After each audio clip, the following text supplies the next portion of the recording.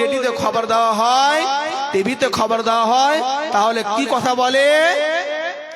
बारिश होने का संभावना है, संभावना है। আর মানে হচ্ছে সম্ভাবনার মানে হচ্ছে রে বন্ধুরা, বৃষ্টি হতে পারে, বৃষ্টি নাও হতে পারে, বৃষ্টি হতে পারে, বৃষ্টি নাও হতে পারে। এটা মানে হচ্ছে সম্ভাবনা। বৃষ্টি হতে পারে, আপনার রেডিওতে বলা হয়েছে, টিভিতে বলা হয়েছে আহমেদাবাদ পারখণ্ডের মধ্যে হালকা হালকা হাওয়া চলবে, হালকা হালকা বুনবুন বারিশ বৃষ্টি হবে। কিন্তু আহমেদাবাদে হয়নি, সে বৃষ্টিটা ঝাড়খণ্ডে হয়েছে। এর মানে তাকে আলিমুল গায়েব দেওয়া হয়নি, তাকে ইলমুল গায়েব, তাকে জানকারি নাই, তাকে কোনোদিন তার ইলমে তাকে হতে পারে না জানকারি। আল্লাহ রাব্বুল আলামিন 3 নম্বর কি বলছেন রে বন্ধু? ওয়া ইয়ালামু মা ফিল আরহাম। ওরে আমার মহিলা রে, ওরে আমার মা, ওরে আমার বোন, যখন তোমাদের পেটে, যখন তোমাদের গর্ভে যখন সন্তান এসে যাবে, 10 दिन का সন্তান হয়ে গেছে, 20 दिन का সন্তান হয়ে গেছে, 1 মাসের সন্তান হয়ে গেছে, 41 খতম হয়ে গেছে। ওরে আমার মা বোন রে, শুনে রাখো, ধ্যান দিয়ে শুনবেন, মন দিয়ে শুনবেন, একদিন না একদিন কাজে আসবে। 41 দিন খতম হয়ে গেছে, এবার আর দ্বিতীয় 40 দিন খতম হয়ে গেছে, 43 দিন পড়ে গেছে। অর্থাৎ বাচ্চার সন্তান হবে বলে আপনাকে খুশখবরি দেওয়ানো হয়েছে। তখন কেউ কেউ বলতে পারবে না যে তোমার পেটে বেটা আছে কি বেটি আছে, তোমার পেটে ছেলেটা ধলো আছে কি কালো আছে, সেই ছেলেটা গরিব হবে কি ধনী হবে, সেই ছেলেটা কখন মরবে কখন তরবে, ইলিমওয়ালা হবে মৌলবি হবে কি জাহিল হবে, এই সম্পর্কে কেউ বলতে পারবে না। এটি হচ্ছে 3 নম্বর কথা রে বন্ধু। আল্লাহ রাব্বুল আলামিন 4 নম্বরে বলছেন, কি বলছেন? ওয়া মা তাদরি নাফসুন মাজা তাকসিবু গাদা। আল্লাহ রাব্বুল আলামিন 4 নম্বরে বলছে, কখন তুমি কালকে, আজকে হচ্ছে 3 তারিখ, আজকে হচ্ছে 3 ডিসেম্বর 2024 সাল, কালকে হয়ে যাবে, রাত্রি কেটে যাবে, রাত্রি 12টা বেজে যাবে, তখন আপনার 4 তারিখ হয়ে যাবে। 4 তারিখে আপনি কালকে কোথায় যাবেন? কালকে কাটিহার যাবেন কি পূর্ণিয়া যাবেন? কালকে কোথায় কি কাজ করবেন? এই সম্পর্কে আপনি মন্তব্য রেখেছেন যে আমার ভুঁয়ে গোহাম বোনা আছে, মাকই ভুট্টা বোনা আছে, যখন ফজরের আজান হয়ে যাবে আমি কোদাল নিয়ে নিব, আমি তেলের ডাব্বা নিয়ে নিব, আমি পানি দিতে চলে যাব। এটা মন্তব্য করে আপনি ঘুমিয়ে গেছেন এশারের নামাজের পরে। এবার আপনার এমন কাম হয়ে যাবে, আপনার পানি দেওয়ার মন্তব্য আছে, পানি দেওয়ার নিয়ত আছে ভুঁই খেতে, কিন্তু দেখা গেল ফজরের আজানের পূর্বে আপনার কাটিহার থেকে ফোন এসে গেছে, আপনার পূর্ণিয়া থেকে ফোন এসে গেছে যে আমার শ্বশুর আব্বা মারা গেল, বা আমার শালি মারা গেল, বা আমার আব্বা মারা গেল, কোনো ঘটনা ঘটে গেল, তখন আপনি আর পানি দিতে যাবেন না। এটাই হচ্ছে যে কালকে কি হবে, কালকে কোন কাজ করবেন, সেই কাজটা আপনি কখনো বলতে পারবেন না।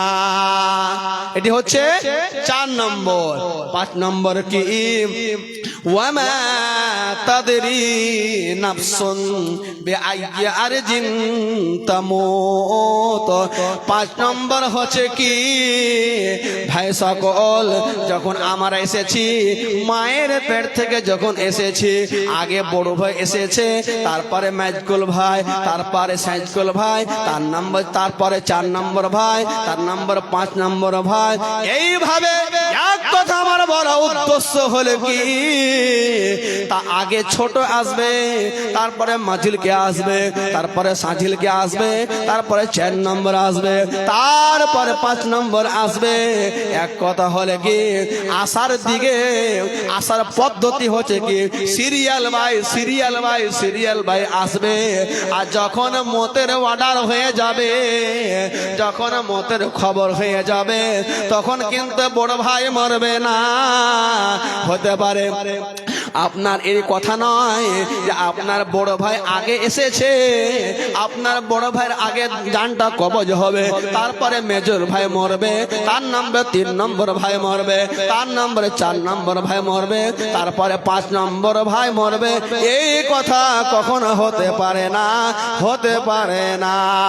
আমার আল্লাহ বলছেন বেআইয়ার দিন তামুত, আপনার মত যেই জায়গাতে লেখা আছে, আপনার মত দিল্লিতে লেখা আছে, আপনি জীবনে মজদুরি কাম জানেন না, আপনার মত বোম্বেতে লেখা আছে, আপনি মিস্ত্রি কাম জানেন না, কিন্তু এমন সময় হয়ে যাবে আপনি কাজ করতে জাননি, আপনি ঠিকাদার নয়, কিন্তু হতে পারে কোন হারাফারিতে আপনি ঘুরতে গিয়েছেন, কোন কাম বিশ্বাসে কাকু আনতে গিয়েছেন, আনতে যে অ্যাক্সিডেন্ট হয়ে আপনি সেই বোম্বে জায়গাতে আপনি মারা গেছেন। এর উপরে আপনাকে বিশ্বাস রাখতে হবে। কে কোথায় মরবে, কখন মরবে, কোন দিনে মরবে, কোন হালাতে মরবে, এ কথা কেউ জানে না, শুধু আল্লাহ জানে। এটি হচ্ছে সূরা লোকমানের লাস্টের আয়াতের তরজমা। এবার দেখেন ঈমান, ঈমান একটা কেমন জিনিস রে বন্ধু। একটা যুদ্ধ হয়েছিল, সেই যুদ্ধের নাম হচ্ছে জঙ্গে মুতা। ওই জঙ্গে মুতাতে তার পূর্বে আল্লাহ রাসূল, আল্লাহর নবী জনাবে মুহাম্মদুর রাসূলুল্লাহ সাল্লাল্লাহু আলাইহি ওয়াসাল্লাম বলছে, আমার প্রিয় একটা সাহাবা, আমার প্রিয় কাছের আমার একটা সাহাবা ছিল, সেই সাহাবা, সে সাহাবীর নাম হচ্ছে কি হারিস বিন উমার।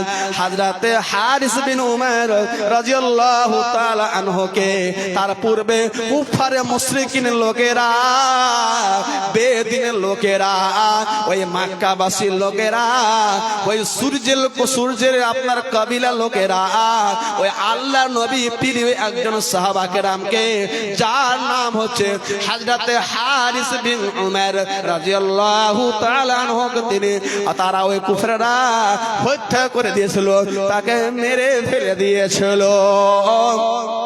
আল্লাহ রাসূল জনাবে মুহাম্মদুর রাসূলুল্লাহ সাল্লাল্লাহু আলাইহি ওয়াসাল্লাম কি বলছেন রে বন্ধু, ওরে আমার যুবক দলেরা, ওরে আমার মাস্টার টোরা গ্রামবাসীর নওজোয়ান ভাইরা, মন দিয়ে শুনে রাখেন, জীবনে একবার না একবার কাজে আসবে।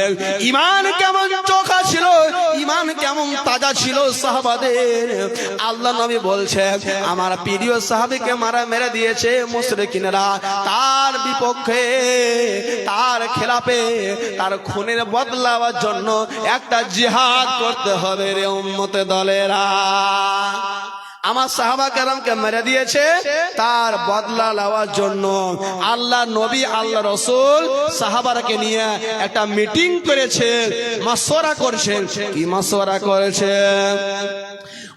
ওদিক থেকে ওই মুশরিকিনের পক্ষ থেকে 2 লক্ষ লোক ছিল, 2 লক্ষ কাবিলার মধ্যে থেকে তারাকে ফৌজ বলা হয়েছে, তারাকে লস্কর বলা হয়েছে। ওই 2 লক্ষের জামাতের লোকেরা, বেদিন দলেরা একদিকে খাড়ো হয়ে গেছে, একদিকে পাহাড় মতন খাড়ো হয়ে গেছে, একটা পার্টি বনে গেছে, একটা টিম বনে গেছে। আর মুসলমানের খেলাফের মধ্যে থেকে ওই মুশরিকিনের খেলাফে একজন পার্টি হচ্ছে আল্লাহর নবী জনাবে মুহাম্মদুর রাসূলুল্লাহ সাল্লাল্লাহু আলাইহি ওয়াসাল্লামের পক্ষ থেকে হচ্ছে মাত্র 3000। মুশরিকিনরা হচ্ছে কত? 2 লক্ষ। মুসলমানের পক্ষ থেকে হচ্ছে মাত্র 3000। কত কম বেশি বন্ধুরা? 1 লাখ। ৯৭,০০০ কম বেশি। এবার আল্লাহর নবী জনাবে মুহাম্মদুর রাসূলুল্লাহ সাল্লাল্লাহু আলাইহি ওয়াসাল্লাম বলছেন, ওরে আমার সাহাবারে, তোমাদেরকে জিহাদ করতে হবে, তোমাদেরকে খুন তোমরা কি করো, ঈমানটাকে তাজা করে নাও, মজবুতি করে নাও, শক্ত করে নাও। আল্লাহ নবী সাহাবারাকে বসিয়ে দিয়েছেন, মাশওয়ারা চলতে আছে, মিটিং চলতে আছে।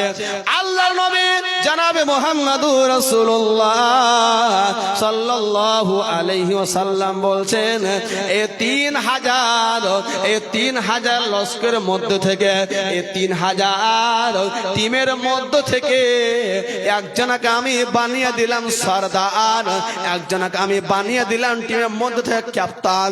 তার নাম হচ্ছে যায়েদ বিন হারিস। কি নাম? হযরত যায়েদ বিন হারিস রাদিয়াল্লাহু তাআলা আনহু কয়, ওই ৩,০০০ মুসলমানের পক্ষ থেকে আল্লাহ নবী তিনাকে হাকিম বানিয়ে দিলেন, কাপ্তান বানিয়ে দিলেন, লিডার বানিয়ে দিলেন, অর্থাৎ সরদার বানিয়ে দিলেন। এবার আল্লাহ রাসূল কি বলছেন, যদি যায়েদ বিন হারিস যদি মারা যায়, ইন্তেকাল হয়ে যায়, শহীদ হয়ে যায়, তারপরে কাকে বানাবেন?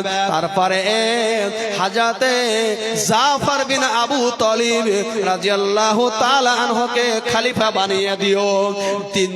যখন যদি আপনার মারা যায় জাফর বিন আবু তালিব, তারপরে আব্দুল্লাহ বিন রাওহাকে বানিয়ে দিও।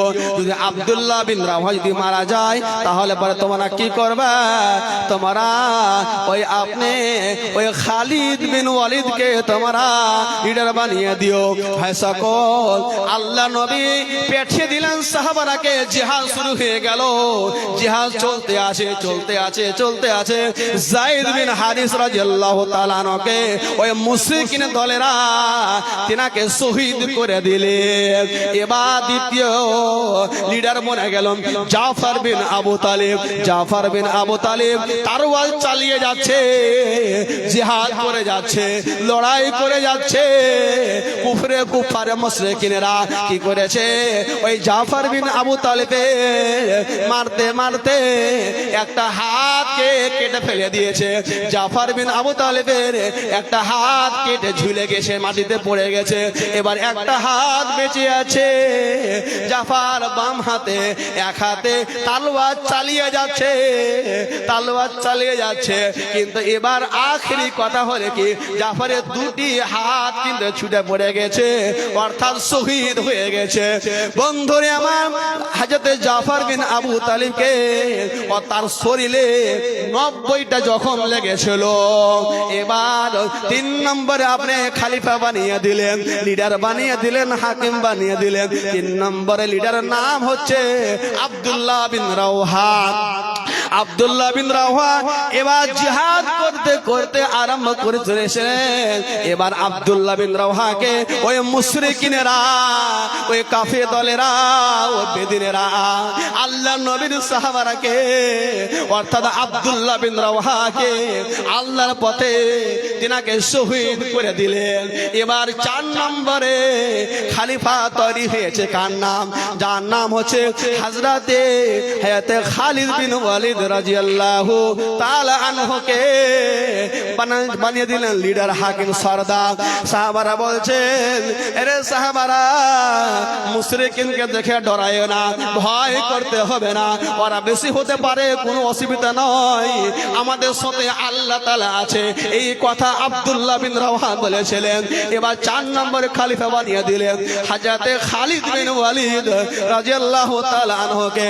এবার জিহাদের ময়দানে আরম্ভ হয়ে গেলেন, শুরু হয়ে গেল, কাটাকাটি হানাহানি শুরু হয়ে গেছে। এবার এত ফুর্তি ছিল, এত তেজ ছিল, এত চালাক ছিল, এত হুঁশিয়ার ছিল, এত ফুর্তিলা ছিল, এত চুস্ত আকার ছিল। এবার মারতে একটা তলোয়ারকে ভেঙে দিল। এবার ওই মুশরিকিনের পিঠে মারতে দ্বিতীয় তলোয়ার ভেঙে দিল। এবার মুশরিকিনের পিঠে মারতে এবার তৃতীয় তালোয়ার ভেঙে দিল। এবার